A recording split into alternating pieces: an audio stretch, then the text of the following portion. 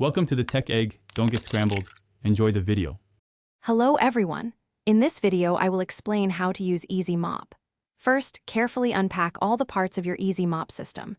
You'll typically find the handle in 2 or 3 sections, the mop head, and the bucket with its unique spinning ringer. Next, assemble the handle by twisting or clicking the sections together until they are firmly connected.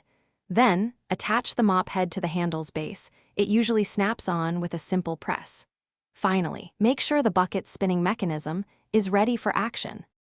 Now, let's get your mop ready for cleaning.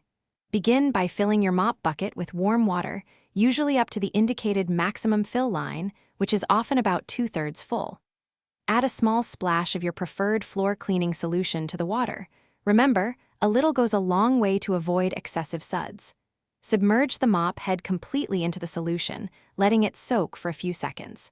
Then, place the mop head into the spinning ringer and activate the pedal or handle to spin out the extra water, leaving it perfectly damp.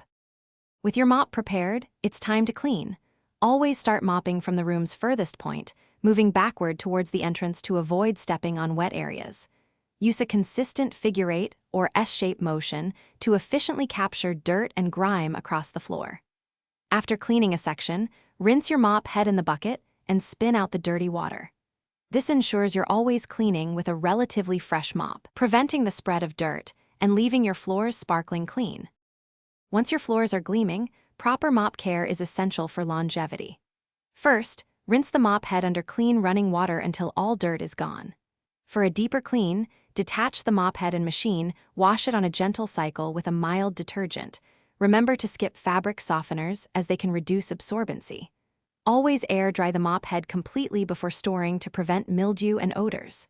Finally, empty and rinse your mop bucket. Then store all parts in a dry, well-ventilated space. Thanks for watching. Consider subscribing if I helped unscramble your problems.